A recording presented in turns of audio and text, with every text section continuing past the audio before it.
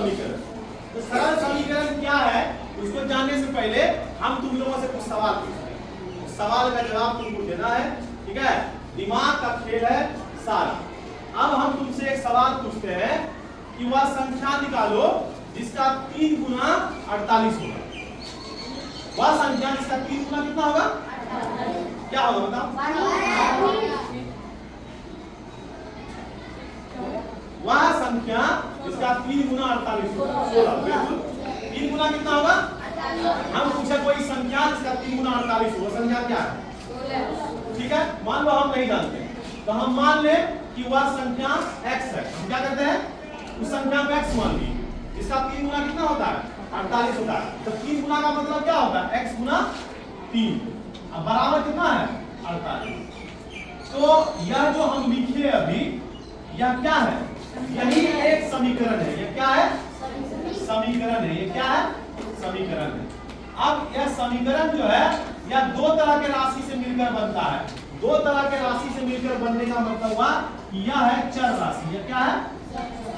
चर राशि। और यह है अचर राशि, है ना? अब चर राशि और अचर राशि समझो। चर राशि इसका मान बदल सकता है ना? x का मान कुछ भी हो सकता है, -1 हो सकता है, 2 हो सकता है, 4 हो सकता है, 6 हो सकता है, 8 हो सकता है, कुछ भी हो सकता है। लेकिन 3 का मान 3 ही होगा। ये बदल सकता है? कभी नहीं बदलेगा। तो अब हम आते हैं कि समीकरण को हल करने का क्या कहता है? समीकरण हल करें। मान लो तुमको कोई कहे कि इस समीकरण है सरल समीकरण है, इसको हल करें। तो हल करने का मान होता है इसको ढूंढना। क्या करना? ये क्या है? चर राशि। चर राशि का मान निकालना ही असल में समीकरण को क्या होता है? हल करना होता है। मान लो एक और दूसरा समीकरण तुमको दिखा, इसी समीकरण को पहले हल करके हम लोग देखते हैं। हल करने का क्या मतलब है? तो x गुना 3 का मतलब क्या हुआ? क्या हुआ बताओ? 3x। x गुना 3 मतलब 3 है, 3x, है ना? मान लो x एक आम है, उसको 3 से गुना किया कितना होगा? 3 आम होगा ना? तो x × 3 यानी कि 3x बराबर कितना है? 48। अब ये हम समीकरण को हल करते हैं और तुमको बताते हैं कि वह संख्या कौन है जिसका 3 गुना 48 होगा। तो चलो यहाँ 3x है, यानी कि हम लोग देखे थे यहाँ गुना का चिन्ह है, यानी कि 3 और x के बीच में क्या संबंध है? गुना का। तो जब इन दोनों को अलग करेंगे और बराबर के इस तरफ ले जाते हैं तो चिन्ह उलट जाता है। जोड़ रहेगा तो घटा हो जाएगा, गुना है तो भाग हो जाएगा, और भाग है तो गुना हो जाएगा। यहाँ गुना है तो बराबर के बाएं साइड x है और दाहिने साइड 48 पहले से है। इसके चिन्ह में कोई बदलाव नहीं होगा, इसमें कुछ बदलाव नहीं होगा। हम 3 को ले जा रहे हैं उस तरफ, तो 3 कहाँ जाएगा? गुना में था तो क्या होगा? भाग होगा। भाग को हम इधर भी लिख सकते हैं, मान लो यहाँ भाग लिख दीजिए, बटे नहीं थे तो वहाँ भाग लिख।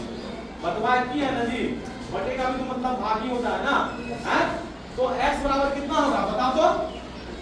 3 से 48 में भाग दो, कितना होगा? 16। निकला वो संख्या 16। ये वह समीकरण को हल करना। चलो दूसरा समीकरण तुम लोग के लिए फटाफट देखते हैं कौन तेजी से उत्तर देता है। किसी संख्या को 6 गुना करके उसमें 6 जोड़ देने से 66 आता है। किसी संख्या का 6 गुना और 6 जोड़ देने से 66 आता है। वह संख्या क्या होगी? बात लोग बताता है। मान लो कोई संख्या है जिसका 6 गुना 6 जोड़ने से, तो उस संख्या को क्या मानेंगे हम? x मान लिए। उसका 10 गुना क्या जोड़ना है इसमें? 6 जोड़ दिए, सॉरी 6 गुना 6 जोड़ेंगे कितना होगा? 66। तो ये जो अभी हम तैयार किए यह क्या है? यही सरल समीकरण है। ये क्या है? अच्छा इसमें बताओ चर राशि और अचर राशि कौन है? x क्या है? चर राशि। बहुत बढ़िया। ये क्या है? अचर है। ये भी क्या है? अचर है। ये भी क्या है? अचर है। बदलेगा? तो जब इस समीकरण को हल करने को जाएगा तो किसका मान निकालना है? x का। बहुत बढ़िया। तो अभी पहले इधर वाले को हल करते हैं, 66 को रहने दो। और जब हम लोग जानते हैं बोर्ड मास में सबसे पहले किसका काम करते हैं? का। x × 6 कितना हो जाएगा भाई साहब? 6x i + 6 लिख देंगे। यहाँ क्या बच गया? 66 बच गया। अब देखो इसमें एक साथ नहीं सोचना है। फिर आप देखो कि यहाँ 6x + 6 है, यहाँ 66 है, 6 को उधर ले जा सकते हैं ना? भाई 6x को रहने दो, 66 को भी रहने दो। अभी 6 यहाँ प्लस में है, उधर जाकर क्या हो जाएगा माइनस। बहुत बढ़िया, माइनस कितना बच गया, यानी कि 6x बराबर कितना बचा। अब क्या करेंगे, अब x का मान निकालना है। x बराबर यहाँ 60 पहले से है, आई 6 को उठाएंगे कहाँ कर देंगे सीधे, क्या हो जाएगा 10 बार में x का मान निकाल दिए 10। x का मान 10 निकाल मतलब वह संख्या 10 है जिसका 6 गुना 6 जोड़ देने से कितना हो जाता है। यही समीकरण है, ऐसे ही हल होता है, इसमें कुछ नहीं। अब मान लो कि तुमको कोई कहे कि तुमको हम 10 रुपया दिए और तुम्हारे पास 35 रुपया हो गया, तो तुम्हारे पास पहले से कितना पैसा। यही समीकरण है, इसमें कुछ सुन के तुमको लगता है कि समीकरण क्या होगा कैसा होगा, यही समीकरण।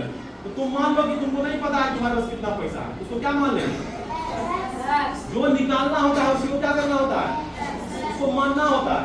कुछ भी मान लो तुम, जरूरी नहीं कि x ही मानेंगे, उसको y भी मान सकते हैं, उसको z भी मान सकते हैं, उसको a भी मान सकते हैं, उसको b भी मान सकते हैं, तो c भी मान सकते हैं।